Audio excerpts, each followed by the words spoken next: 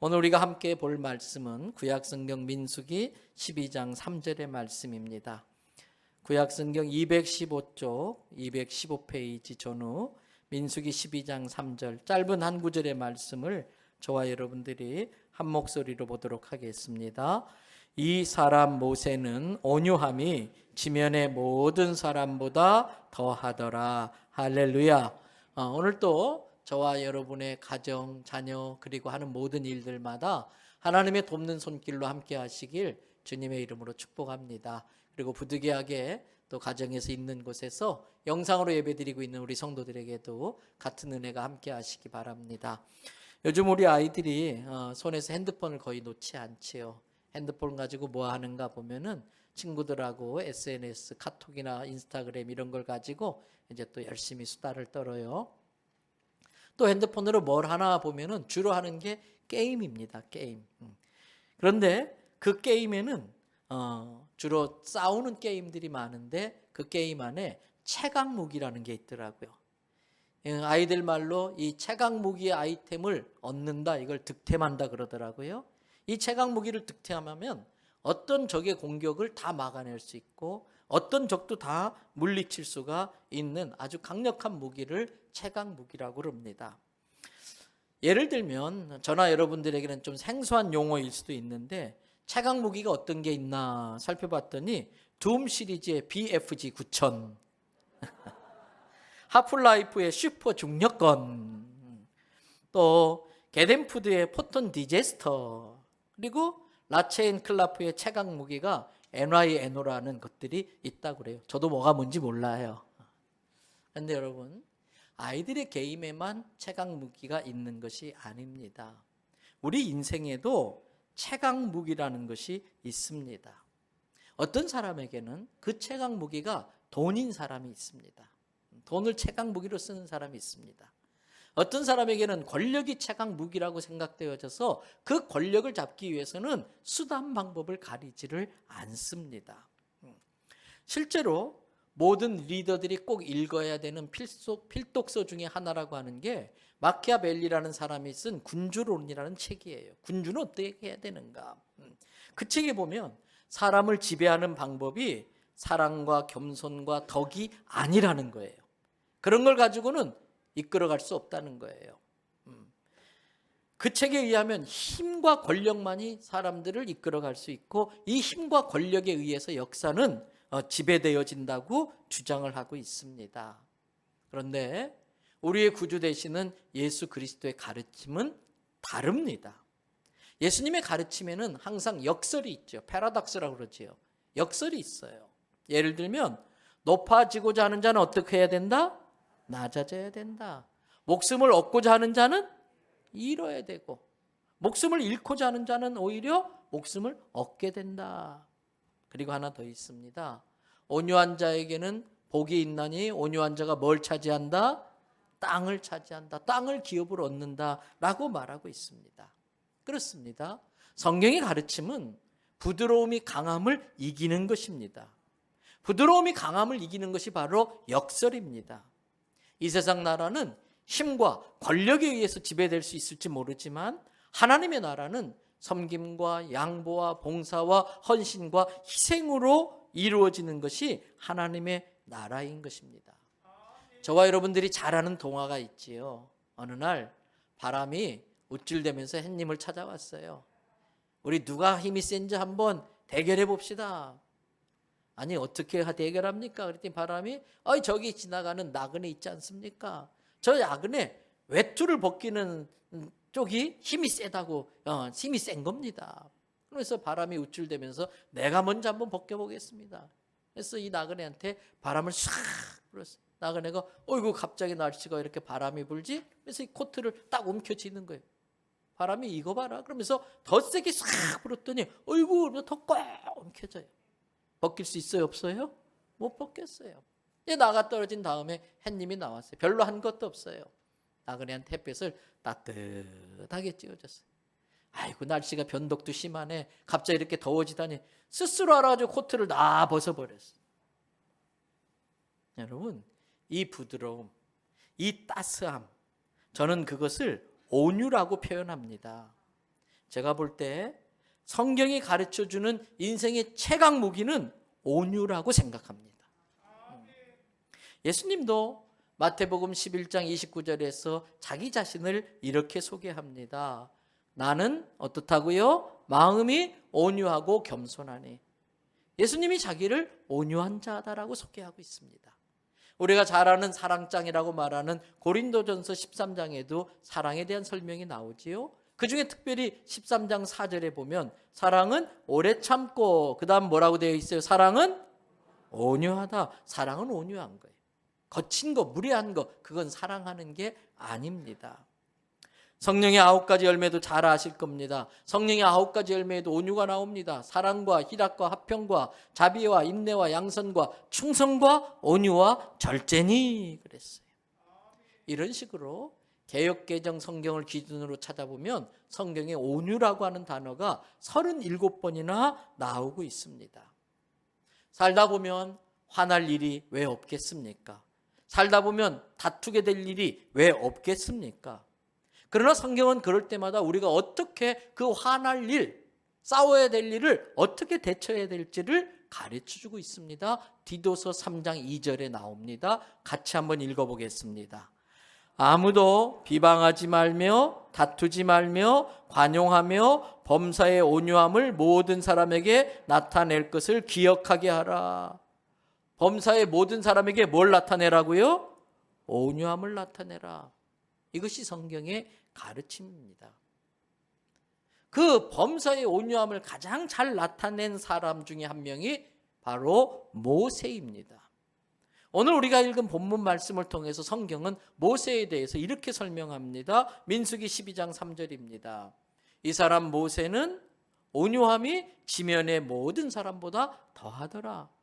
지면에 많은 사람이 있어요, 세상에.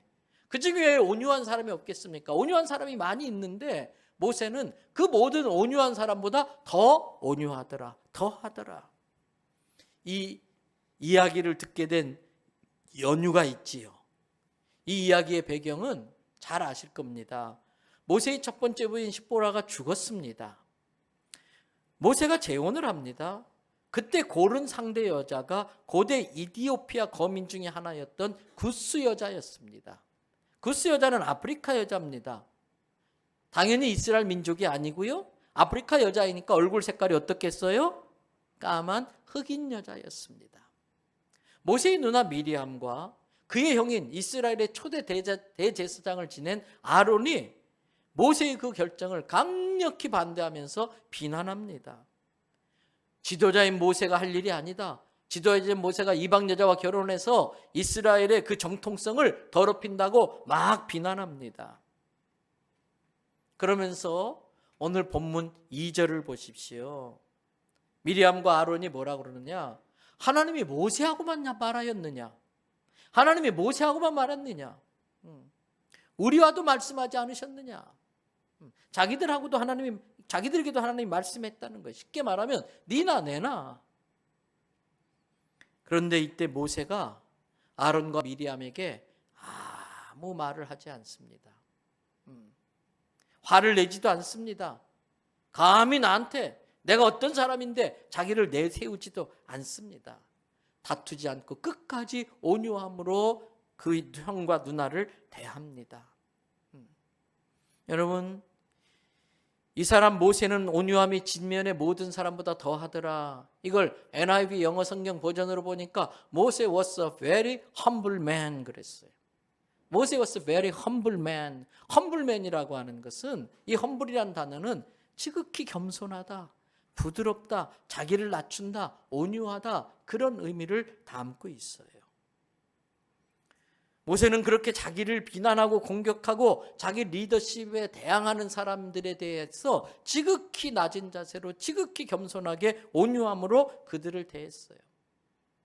그런데 그렇게 모세를 향해서 미리암과 아론이 막 공격을 퍼부을 때, 비난할 때 모세만 그걸 들은 게 아니더라고요. 2절 뒷부분을 보세요.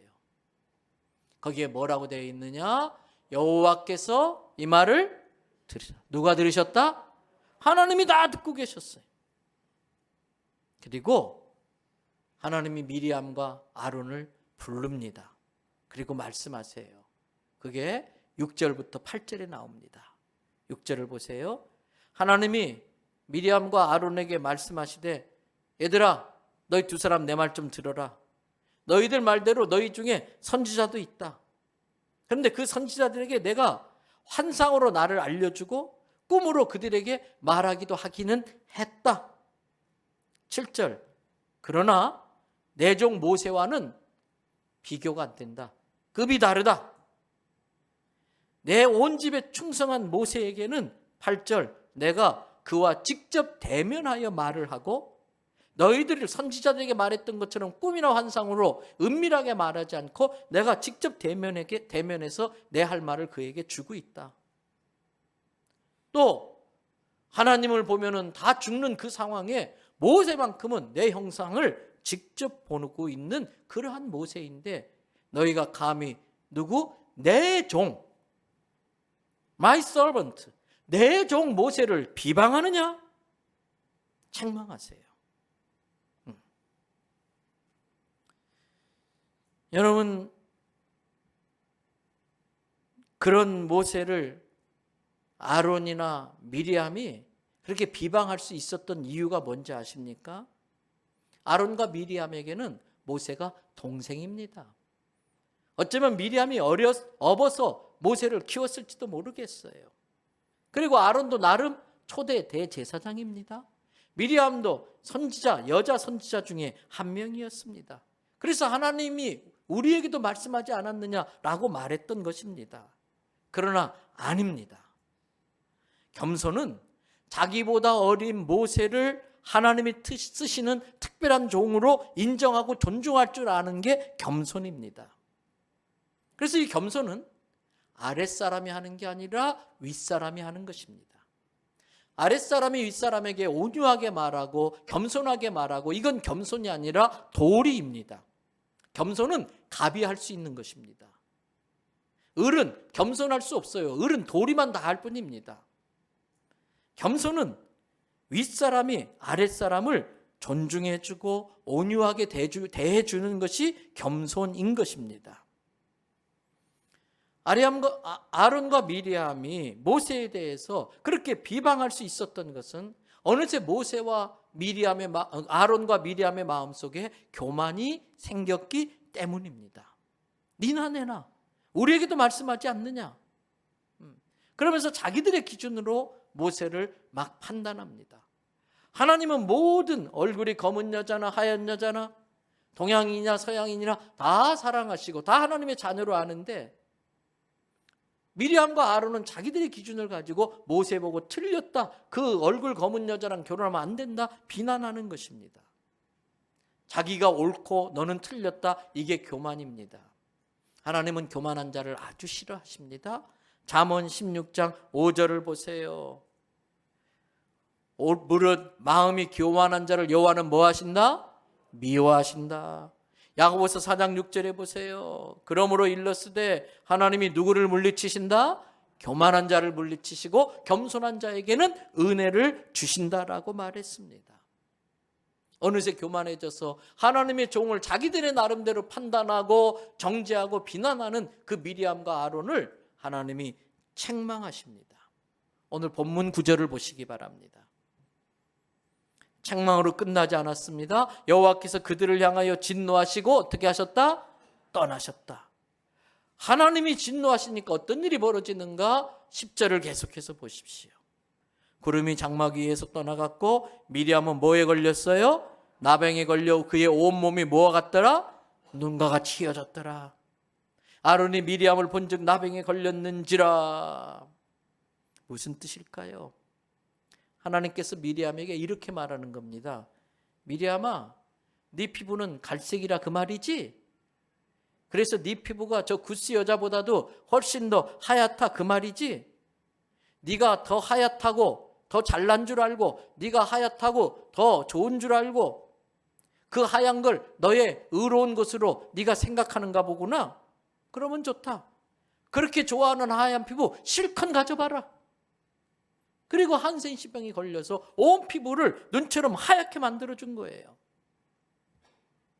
여러분, 우리는 이 일을 통해서 내 기준으로 내가 옳고 저 사람이 틀렸고 스스로 잘났다고 하는 게 얼마나 위험하고 무서운 일인지를 알아야 됩니다.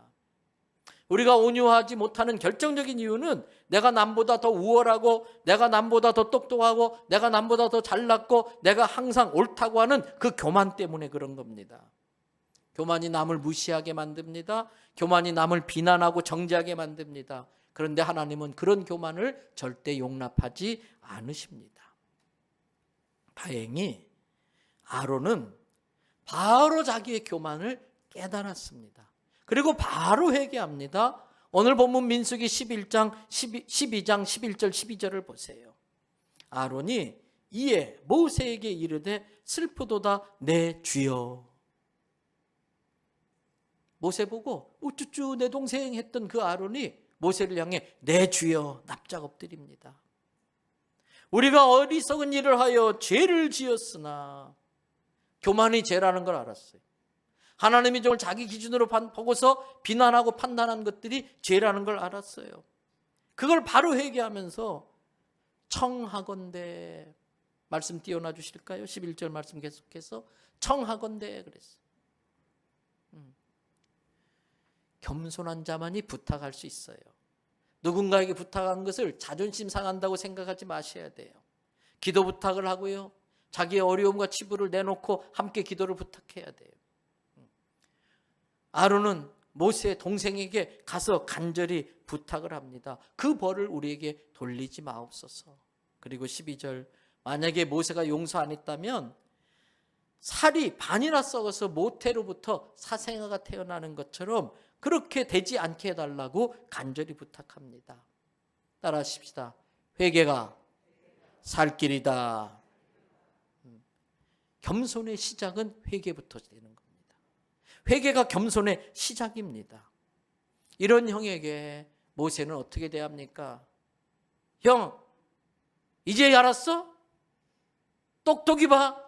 저거 똑똑히 봐. 봤지? 내가 너희랑 급이 같다고? 웃기고 있네. 까불고 있어. 함부로 까불면 죽어. 저렇게 돼. 이렇게 하지 않았어요. 만약에 모세가 그랬다면 그는 실패한 지도자가 됐을 거예요. 모세는 역시 모세였습니다. 미리암의 몸이 나병에 걸려 한센시병에 걸려 하얗게 된 것을 보고 너무 가슴 아파해요. 그리고 13절을 보세요. 13절 다 같이 읽어볼까요? 모세가 여호와께 부르짖어 이르되 하나님이여 원하건대 그를 고쳐 주옵소서. 자기를 비난하고 우습게 여기고 막 욕을 하고 정죄했던 그 미리암을 놓고 같이 아파하면서 하나님이여 원하건대 그를 고쳐주소서 기도하는 거예요. 이게 온유한 사람의 모습이에요. 이게 성도들이 배워야 될 모습입니다. 모세는 어떤 비난에도 맞서거나 대들지 않고 하나님께 다 맡겼어요. 하나님께서 반드시 풀어주실 것을 믿고 하나님을 신뢰하면서 다 믿고 하나님이 해결해 줄 때까지 잠잠히 엎드려 기다렸습니다. 이게 온유한 사람의 모습입니다. 모세는 인생 최강 무기 온유함을 가지고 모든 사람을 다 이긴 것입니다. 성경은 시편 37편 11절에서 이렇게 말합니다. 그러나 온유한 자들이 어떻게 된다? 땅을 차지하고 풍성한 화평을 즐기리라. 정말 우리 인생에 필요한 건 풍성한 화평이에요. 풍성한 평안함이에요. 그 평안함은 온유한 자가 누리는 특권이라는 것입니다. 여러분, 안타깝게도 우리는 10가지 중에 9가지 다 잘해요. 9가지 다 잘해놓고 마지막 그거 하나 못 참아서 욱하는 성질에 그렇게 공절에 쌓았던 9가지를 제 발로 다 차버려요.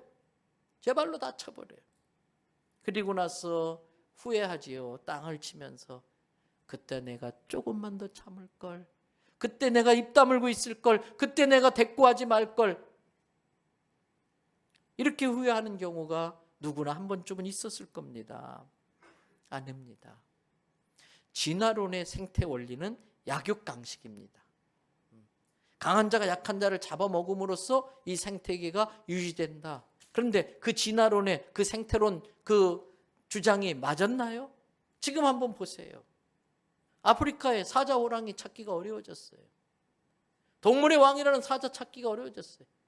사자만 보면 벌벌 떠는 토끼, 쥐 이런 것들은 득실득실한데 가장 강한 자는 다 멸종위기를 맞이하고 있지 않습니까? 에스겔서 36장 26절에 또 새 영을 너희 속에 두고 새 마음을 너희에게 주되, 너희 새 영을 마음에 주고 새 마음을 준다는 게 무슨 뜻일까? 너희 육신에서 굳은 마음, 강팍한 마음, 모진 마음, 벼르는 마음, 이 굳은 마음을 제거하라는 거예요. 그리고 부드러운 마음을 품으라는 거예요.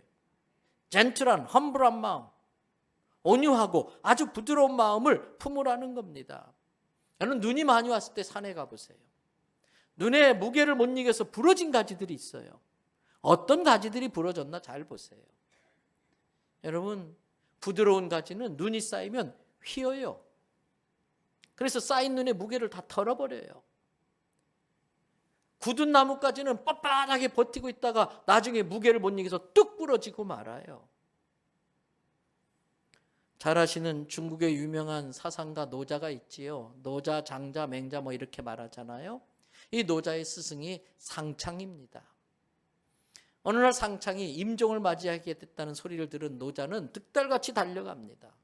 스승님에게 큰 절을 하고, 스승님 덕분에 제가 이만큼 컸는데 마지막 임종하기 전에 마지막 제게 큰 깨달음을 주고 가셔야지요. 스승님 한 수 가르쳐 주십시오. 그때 스승 상창이 노자를 물끄러미 쳐다봅니다. 그러더니 갑자기 입을 쩍 벌립니다. 그리고 말합니다. 노자야, 이 안에 이가 있느냐? 예, 스승님 없습니다. 그러니 또 다시 입을 쩍 벌리더니, 노자야, 이 안에 혀는 보이느냐? 예, 스승님 혀가 보입니다. 그러자 상창이 말합니다. 이제 알겠느냐? 잠깐 생각하던 노자는, 사부님 잘 알겠습니다. 큰 깨달음을 주셔서 감사합니다. 큰 절을 드리고 물러납니다. 이 두 사람이 주고받은 이야기는 간단명료하지요. 아주 굵고 날카로워서 종종 입술과 혀를 깨물어서 피를 내게 했던 그 치아, 이는 다 어떻게 됐어요? 다 뽑히고 없어졌어요. 근데 종종 그 날카로운 이에 물리고 피 흘렸던 그 혀는 여전히 남아있어요. 스승 상창은 노자에게 온유하고 겸손한 자만이 오래 남고 끝까지 승리한다고 하는 그 진리를 그렇게 가르쳐 주었던 것입니다. 여러분, 그렇습니다. 온유한 사람이 결국은 승리합니다. 그렇다면 성경이 가르쳐주는 온유란 정확하게 어떤 것일까? 성경이 가르쳐주는 온유란 어떤 것일까? 온유함이라고 하는 게 기운 없는 것, 맥 빠진 모습이 절대 아닙니다. 온유한 것이, 부드러운 것은 맞긴 하지만 결코 나약함이나 무기력함이나 비겁함이나 무능함이 아닙니다. 온유함이라고 하는 단어는 헬라어로 한번 따라하십시다. 프라우스란 단어입니다. 윤리학을 공부하신 분들은 이 단어가 익숙하실 것입니다. 윤리학에서 아주 중요한 단어입니다.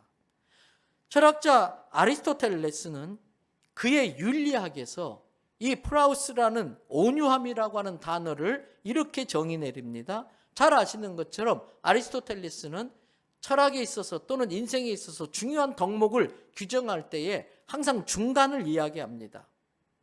그래서 예를 들면은 지나친 덕과 결핍된 덕 사이에 있는 그 중간을 아주 강조하고 중요하게 여기는데, 진정한 용기란 뭘까?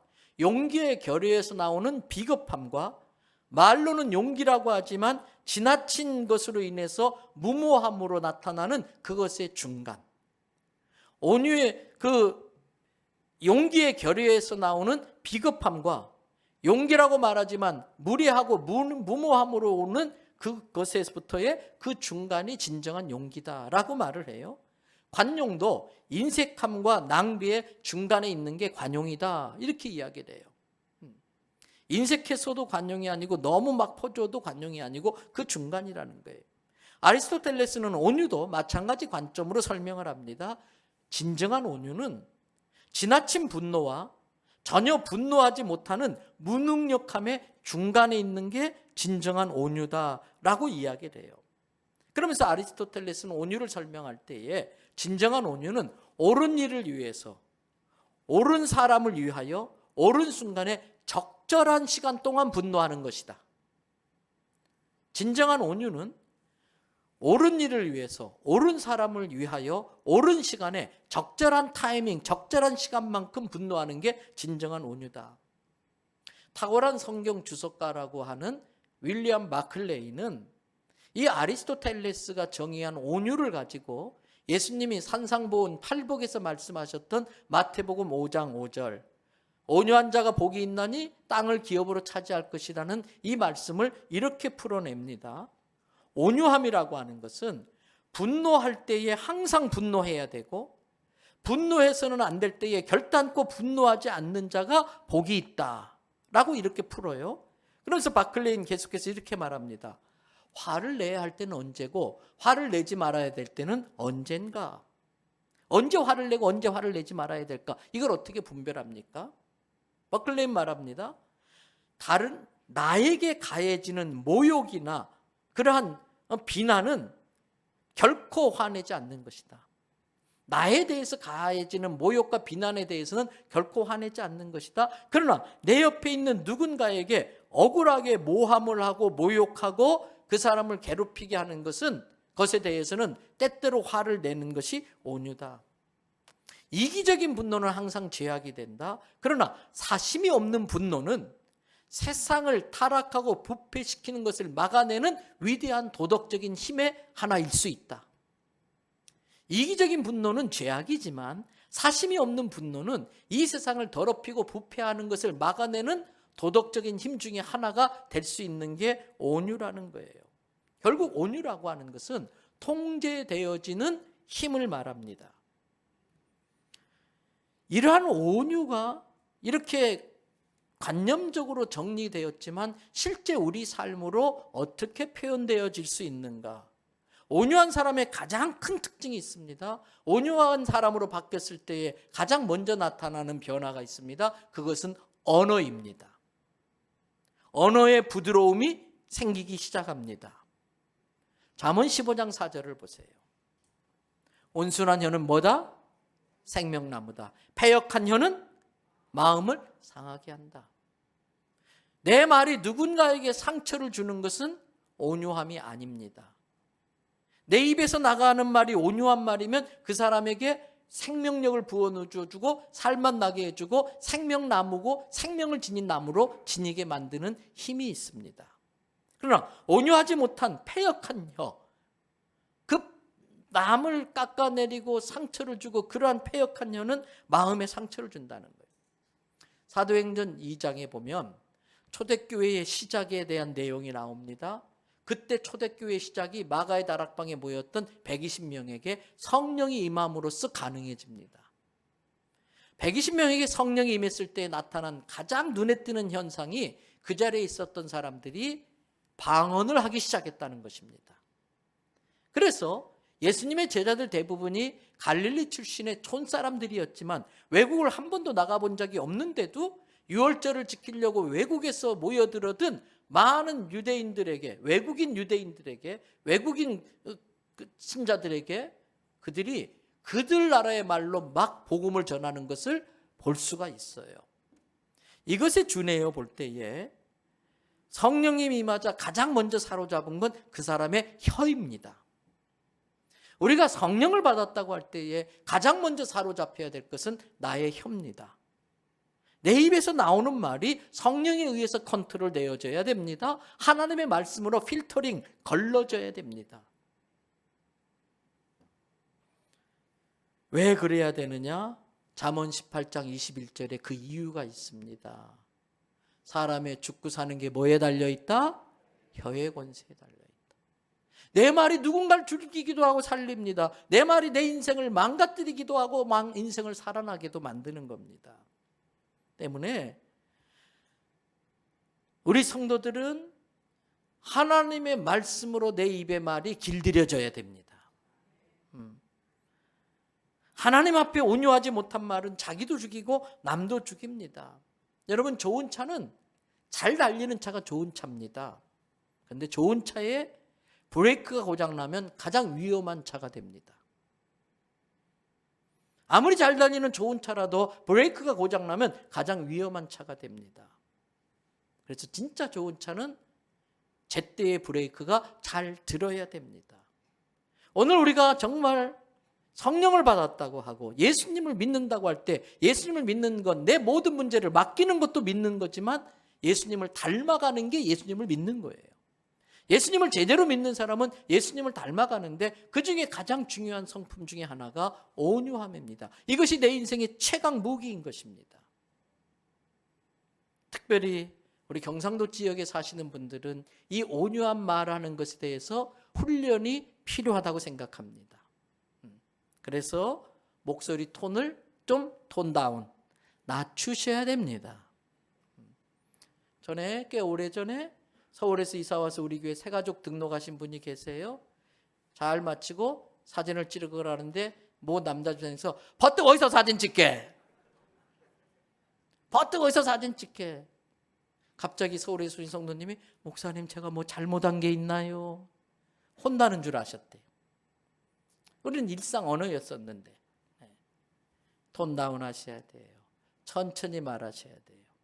천천히 말하셔야 돼요. 현대사회는 통제 불능의 사회라고 할 수 있어요. 특별히 분노 통제 불능의 사회. 모든 사람들이 극심한 스트레스 때문에 그 안에 분노가 막 쌓이고 있어요. 분노가 막 치오르고 있어요. 그때 어떤 일이 있어서 애들 말로 뚜껑 열리면 그때 나오는 분노는 통제 불능이 돼요. 근데 우리 그리스도인들은 달라야 돼요. 온유함으로 통제 불능의 분노를 다스릴 줄 알아야 돼요. 여러분, 저 주는 자가 이깁니다. 그런데 잘 표현을 들으셔야 됩니다. 저 주는 것이지 지는 게 아닙니다. 지는 것 힘 없는 자가 할 수 있는 일입니다. 저 주는 건 힘 있는 자가 할 수 있는 게 저 주는 겁니다. 충분히 이길 수 있는 힘이 있지만 온유함으로 그걸 다스려서 저 주는 겁니다. 왜? 하나님의 샬롬, 하나님의 평화를 이루기 위해서. 그 온유함이 인생의 최강 무기가 되는 것입니다. 저는 우리 대연성교회 모든 성도들이 강력한 영적 파워를 갖고 있지만 하나님의 영광을 위해서 그 힘을 온유함으로 잘 다스리는 최강 무기를 갖추는 성도가 될 수 있기를 주님의 이름으로 축복합니다.